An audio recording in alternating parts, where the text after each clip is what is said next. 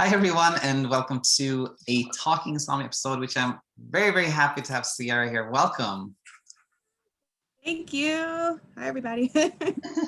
So, Sierra, tell me a little bit about like how did you find me? Was it through the YouTube channel?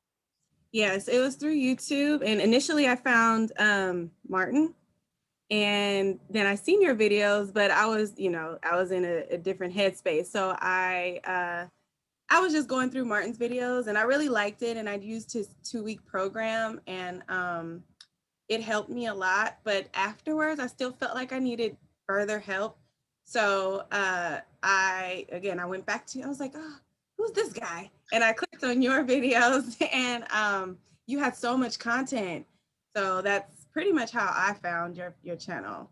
Absolutely. All right, I'm super happy you did, and for people that are tuning in, you and I, Sierra, we worked through BedTyme. I think about 5 weeks there. And I remember you did really well, did really great work. So before we maybe talk about what was most helpful to you and answer any questions you have, tell us about like how did your insomnia start? How did it start for you? It started very randomly. It started in October. So mine was it was short compared to like a lot of people that are like, I'm 20 years, 30 years. Mine was only like a month, but it was the worst month ever. And it started around like Halloween. And I remember like a week before I had DM'd like one of my direct message to one of my favorite artists in Europe, and she said something weird to me back, and I don't know, it kept me up. Like I was thinking about it in that morning, and then that night I was like, it's still very, I don't know why I just sat there and I thought about it for so long, but at night I kind of just sat there and I still thought about it, and for some reason I was like, I'm not tired, I'm not sleepy. I don't know if it's that message that just kind of like threw me off. So then the next day I did whatever I did, and then I went to bed. But again, I wasn't sleepy, and I was like, this is weird, And like I told Coach Daniel before, I was a student. I was in college, so we never slept. It was never like a thing. And then I would drive. I went to school almost an hour and a half away, so I would drive every day back and forth on like zero sleep.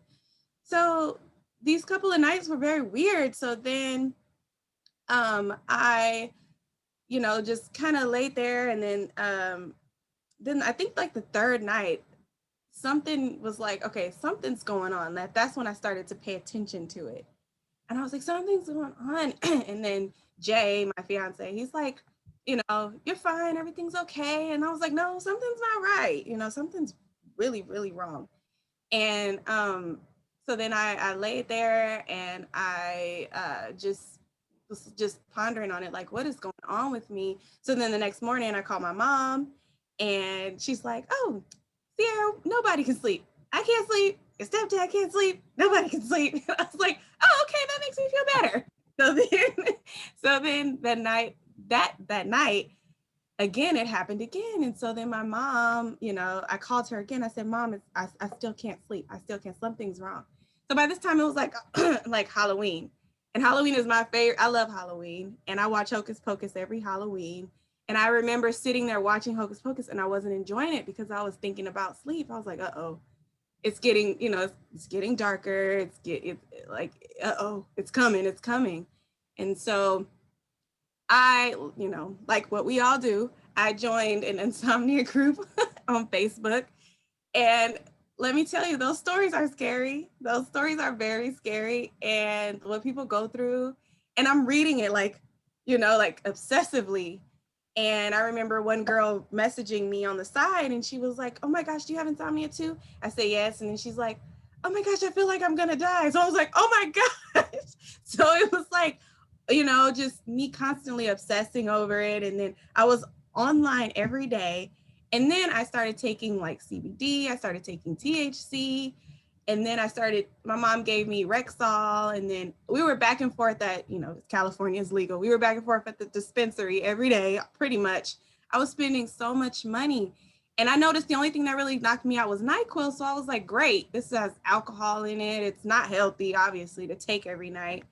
And so for from what, October to like November 20 something, I was taking something every single day. So because nothing, so something would work. And then I got prescribed trazodone, which that's horrible, you know. And then I told my doctor, I said, okay, that's not working. You know, it worked one night, but then the next night I was up and I was just looking at the ceiling and then it made me dizzy. So it didn't even knock me out. It didn't even make me sleepy. She's like, I don't want to give you Ambien, you know, blah, blah, blah. So then I said, no, I need the Ambien. You know, I need something stronger, I think. Then my mom was like, she didn't want, my mom was saying, she's like, I don't think you should take Ambien either. You know, it's too strong of a, you know, you could get addicted and everything. So my doctor did eventually prescribe it, but I didn't take it. I was just too scared. So we have like a vape pen that I was, and one day I used it way too much. And this was the day I found Martin, the morning. So one day I found Sorry, sir. What was that thing you had? a vape pen. A vape pen. Yeah, okay. And you used to, yeah, got it. So I was using that to sleep, or so I thought. It wasn't working. So one night I got so desperate, I, you know, used the vape pen at least 20 times that night. It was horrible. And then I took like magnesium, I took THC under my tongue, and I was doing so much. And I had a breakdown. I ended up breaking down. I broke down on the floor, and Jay was like, oh my gosh, you know, we need to do something. We need to get you some help. So I was on the floor. I called my dad. He's in Minnesota, so he's 2 hours ahead of me. And he's like, just take the Ambien. And I'm like, Dad, I'm not going to take the Ambien. That's horrible advice. Don't tell me to take the Ambien. So then he's like, you know, just do it because we want you to have some relief. So, you know, so then that morning I was like, okay, something needs to change. Something's going on. And this was, you know, a couple weeks later, obviously, maybe 3 weeks. That's just more so at the end of November, because I found Martin at like December 1st. Like literally it was 1 month. And so I went for a walk. Okay, so I had my breakdown, and then I, you know, was like, okay, I'm just gonna lay in my bed and I'm just gonna sit there and I'm just gonna lay. And then, you know, when Jay gets up, I'll get up and I'm gonna go for a walk and see what I can do. So then I YouTubed something like retrain your brain to think, to sleep. And I was like, you know, and then that's when CBT-I popped up and I was like, oh, and then Martin popped up and I was like, oh, this guy's cool. And then I seen further back, going backwards, on the Facebook group, they were mentioning, some people were mentioning CBT-I, but I was like, if it's something to do with retraining, you know, like doing something with your brain, I don't have any time for that. I just want to sleep. So I kind of just disregarded that. I didn't even, you know, think about it. And I was like, I have no time. What can I take? You know, magnesium, blah, blah, blah. So I seen a couple of people mention it before. And I, you know, when I took the walk and I was listening to Martin, and he was like, oh, you know, all of the things, like, can you not, you know, is it hard falling asleep? Is it because of this? It's because I'm like, this man is talking to me. He's talking directly to me. And so then I came back in, and Jay he works from home. You know, we both work at home. So I was just telling him when he would get off his phone call, I'm like, oh my gosh, I found somebody that is understanding. He knows what I've been going through. He's never talked to me a day in his life. But he, you know, he knows everything I've been through. So then again, I did his 2-week program, the free program, and I emailed him back and forth, and he was just telling me, you know, like the restricted bedtime, and if you're in bed for more than 20 minutes or something like that, get out of bed. And I tried that, and then I did a sleep journal, and but the 20-minute thing was, it was kind of hard for me because again, I was overthinking it. I was like, oh, I think it's been 20 minutes. And I'm like looking at the clock, and then I'm like, okay, now I'm not sleeping 20 minutes. So something's still wrong with me, you know, like I was still thinking that. So then, you know, I was up, I would be in the living room, and then turn on the TV, but I wasn't really focused on the TV because I was like, oh, it was 20 minutes and I didn't fall asleep. So I was thinking about that over and over again. And then I would get back in bed, and then eventually I think I would knock out. But that was also because I had that bedtime, you know, that get up at a certain time, go to bed at a certain time. So yeah, then I eventually it was over. The 2-week program was over, and again, that's when I was like, okay, that was great, but I need some more coaching, and I need a little bit more. You know, I'm still not comfortable yet, so that's when I So found. just to start to interrupt, I think you're telling great stories. I don't want to interrupt, but at this point, you've done Martin's 3-week course, which it's for anyone who's curious. It's like you get, I think, 1 email a day or something like that, and it kind of educates you and things like that. But so at this point, it sounds to me that you had some kind of hope that I think I can see what will help me, but you hadn't really maybe seen so much improvement yet. Was it something like that? Yeah, it was like that. And then I seen improvement, but I just wasn't comfortable with myself. Like I wasn't confident in that. Once this 2 weeks is over, I'll be back to the way I was. You know, I'll Exactly. to a certain point. So I was like, like it was great, but I felt like I needed further. And at that time, I couldn't pay for his full program. So I was just like, I need something else, you know, and I feel like I still need further coaching. So that's what that was. But like I said, it did help, and you know, it was great. But yeah, that's what it was. And then you had also at about the same time, sounds like you found my channel, and then did you pretty quickly decide, yeah, I think I should try the app BedTyme, or did you stay on the channel a little bit or what happened?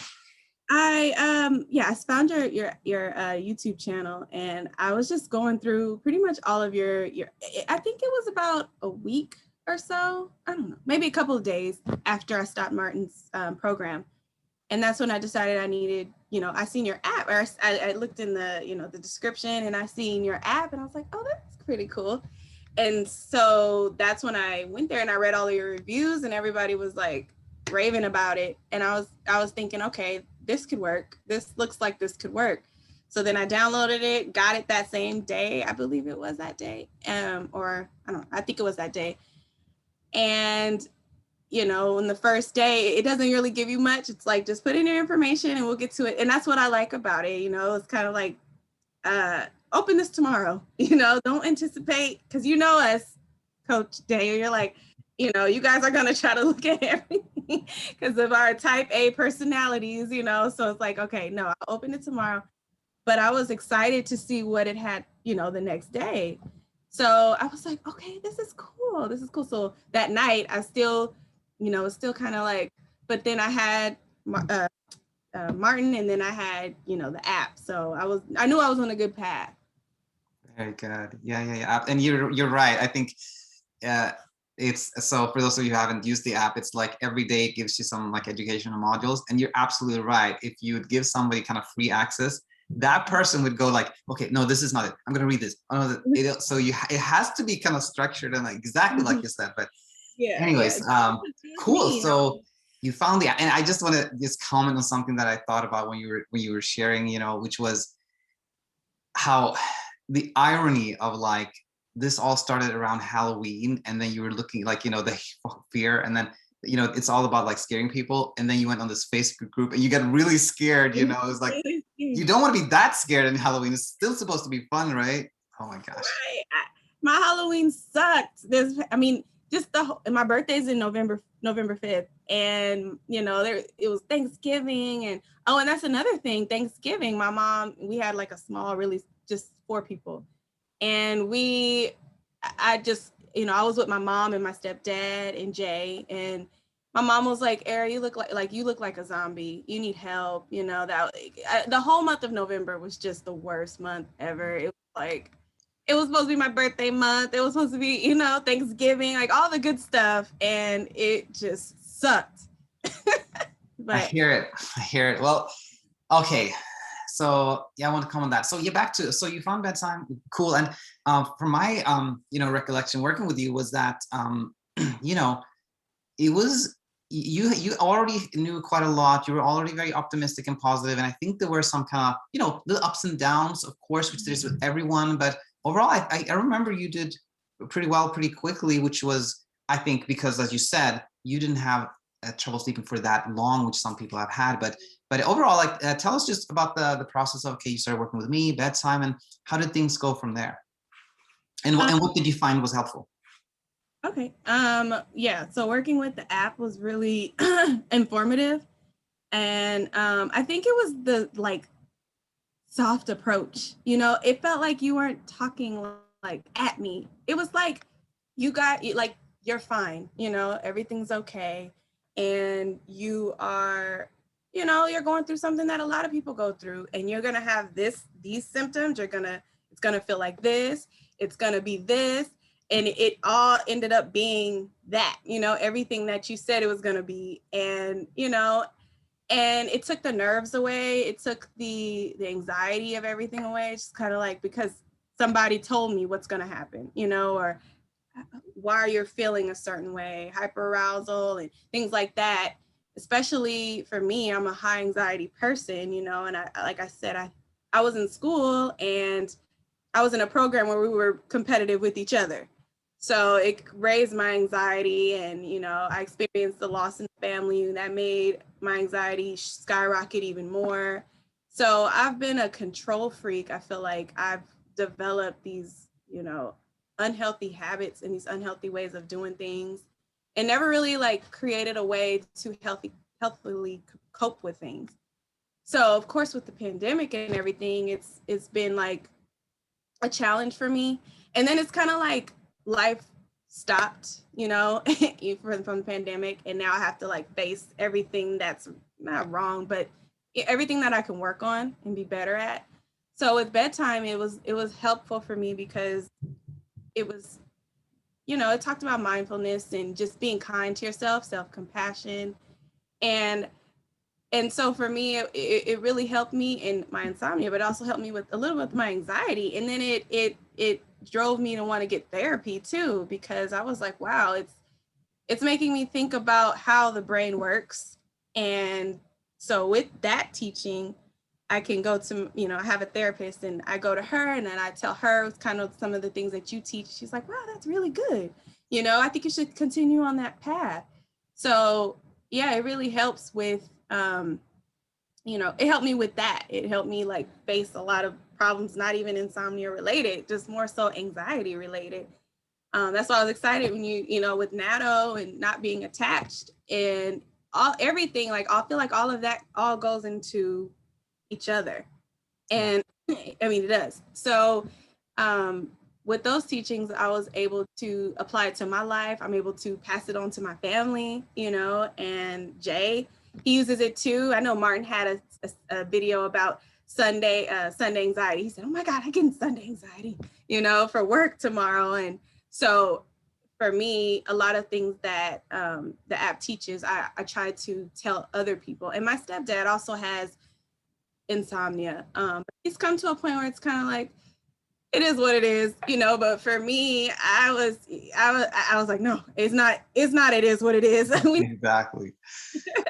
So yeah. Okay, so yeah, super glad, and I think to hear this, and you're so right. That anxiety and insomnia and like panic attacks, OCD, all these things come from the same place. That like that little fear of something that we don't want to have, and then the more we don't want to have it, the more it becomes a thing, and all kinds of things. But our brain is just so powerful, and again, these are things I didn't realize until working with the app and working with you, is how powerful it is, and how much it produces. Thoughts produce emotions, and that kind of thing. And it was also informative to me. That's why I said, oh my God, I have to pass the word, because this is so good. This is some good stuff, but for me, I needed that because a lot of times when I'm laying in bed, I'm like, it'll pass, just let it do its thing. Let your emotions. What I like to do is I like to say, emotions, come sit in the room with me. Let's talk. And then we'll like all, what is everybody going through? What's going on? So you're having like a conversation with whatever's going on in your mind. yeah, So that's one thing that I like to do. it's really, really super helpful, and such a nice way to put it. And I was going to ask, so before, if you go back like before October, would you say that you were a person who like, had some problems sleeping here and there, but it wasn't a big issue? Or like one of those persons who like, I didn't have any problems whatsoever with all with sleep? I had no problems.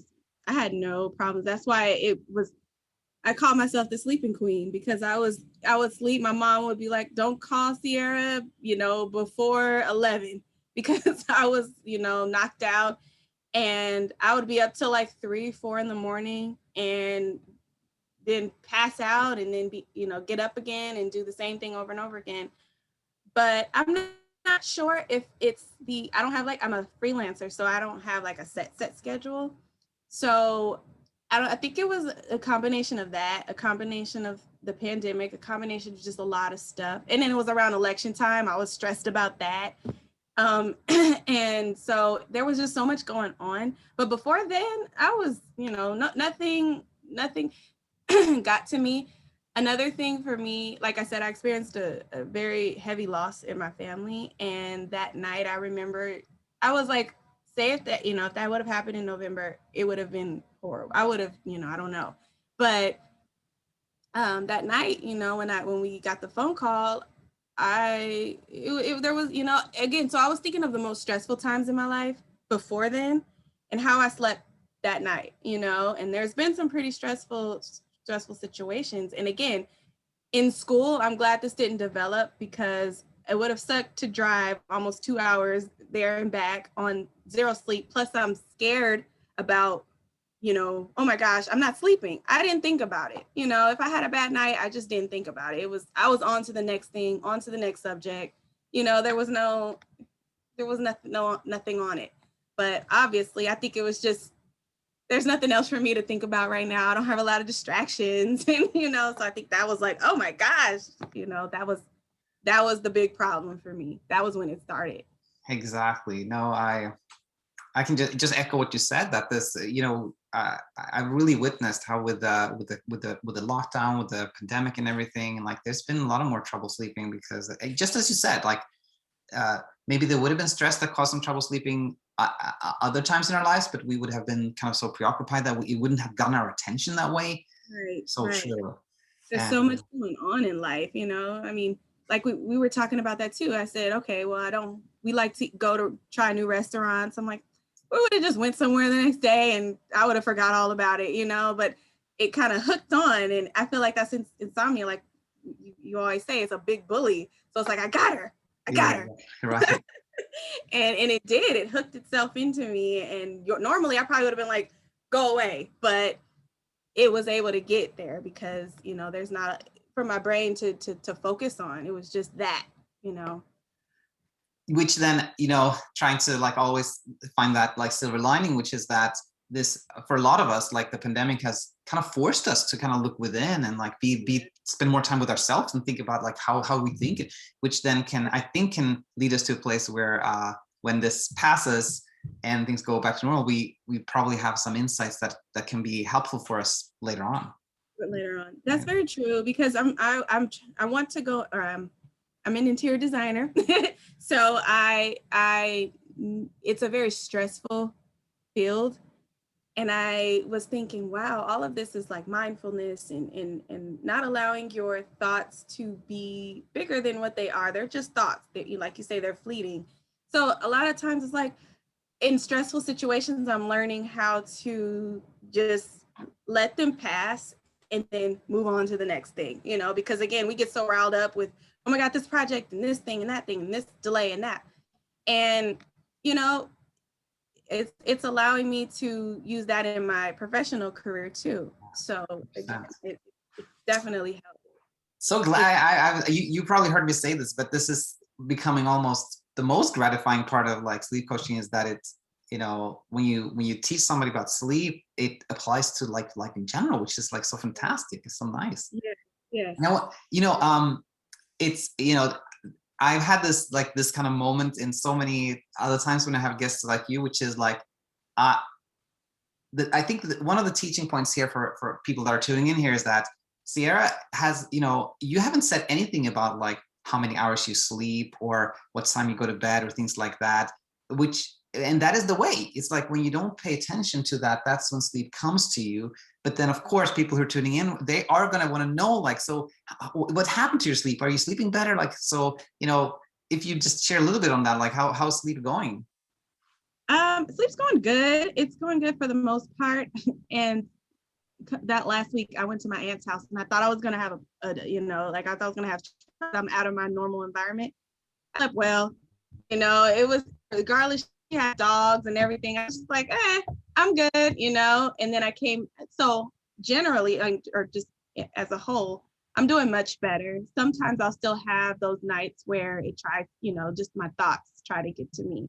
Insomnia is this big, now it's not even, it's the thoughts now, I feel like it graduated, or not graduated, but it just became something where now I'm aware of my thoughts and how much power they can have over me. So again, like I said, when I have those nights, I invite them all in and then I say, what are you trying to tell me? What is it that we're trying to say?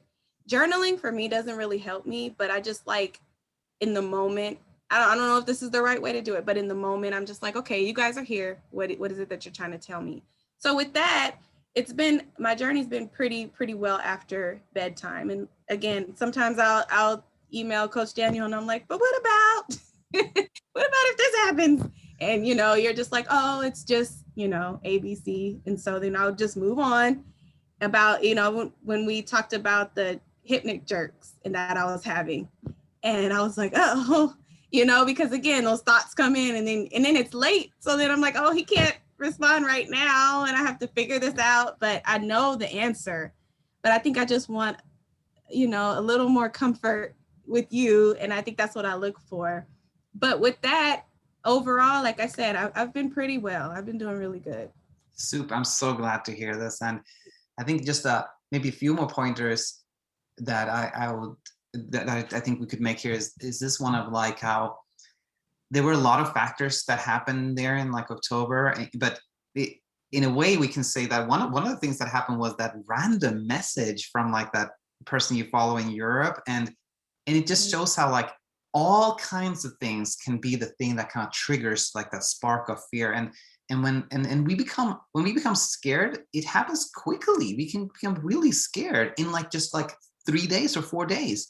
But then the path of like becoming unscared, it's much longer and much more like an up and down one. And the reason I bring this up is just for people that are, have found the channel and they're starting to learn, but they're like, but I still can't sleep, or it is like being unscared. It is a longer journey than becoming scared, and that's nothing that should deter you. You're on the path, but that's, I think, just a little insight. What do you say? That's something that we talked about. Remember, it was telling the brain over, and it's like training a dog or like a child to tell it over and over and over and over again until they get it. And that's the thing with it too. We're in February now, and there's still those days where it's like, because I think even a lot of your guests talk about you're still, you think of the big one, and you always, it's not like you want to try to avoid it, but you go about life and all your teachings, but then there's still sometimes those times when it creeps back in again and you think, oh gosh, I don't want to, if you go 2 or 3 days with, a not so great night of sleep, and and you're like, oh my gosh, but you don't let it, you don't let it affect you. You just kind of go on. But that's very true. Like, you have to constantly tell your brain, it's not a threat. It's not a threat. It's not a threat. There is no cave. There is no bear. There is no nothing. Like, there's nothing. There's nothing there. You're fighting an invisible nothing. Exactly. So, but again, getting scared is quick, but getting unscared, like you just said, it's a process, and you have to be patient. I wouldn't say I'm perfect, or like how I was 100% before, but I'm working on myself, and that's what it is being patient and having self-compassion and telling yourself, it's fine. No one gets a perfect, night of sleep. Even Jay, I sometimes observe him when I'm sleeping, and I'm like, he's still not sleeping. He's tossing and turning. Like, if I'm up at 2 o'clock in the morning on my phone or something, I'm like, he's still not asleep. And then he'll wake up at 8 in the morning. I'm like, how do you feel? He's like, I'm good. But then but you were tossing and turning pretty much all night. So I thought that he was a perfect sleeper until I had these, until I had my situation. Now it makes me think, oh my gosh, nobody's perfect. Nobody has the perfect night of sleep. Exactly. So if that helps, I mean, don't look online because they'll say you need 6 to 8 hours. And like, again, sometimes I won't fall asleep till maybe 5, and then I'll get up at, not 5. Like maybe I'll get up or fall asleep at like 4, and then I'll get up early, like 8, and I feel great. I'm like, okay, what are we doing today? Let's go.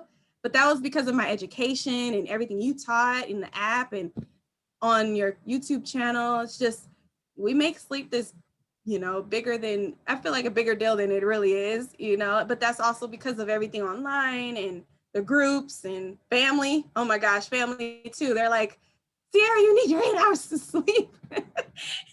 I'm like, I'm not listening to you guys. So yeah, no, it's how you feel in the morning. You can get things done, and your everything will be okay. I'm telling you. Yeah, absolutely. You shared so many helpful things here, and just I just do one thing to just highlight from what you just said was that, like, you fell asleep maybe 4, get up 8, and if somebody wakes up and goes like, oh my gosh, I only slept 4 hours, what's wrong with it, what am I going to do, that is often really what causes you to be frustrated, tired, angry, and stuff like that. But when you're like, oh, if you don't go in that direction, then exactly how many hours you sleep often doesn't affect you that much during the day, right? Very true, very true. I mean, like I said, I would do the same thing, and even when I was a student, like I said, I would do 2 hours and then drive 2 hours, and that's not, I'm like, but I was still like, I had so much energy, and because we would either have a presentation, so that was like the adrenaline was, going through me, and then so I would feel fine. I would feel great, and I would make that drive. I would take a walk. I would, whatever I had to do.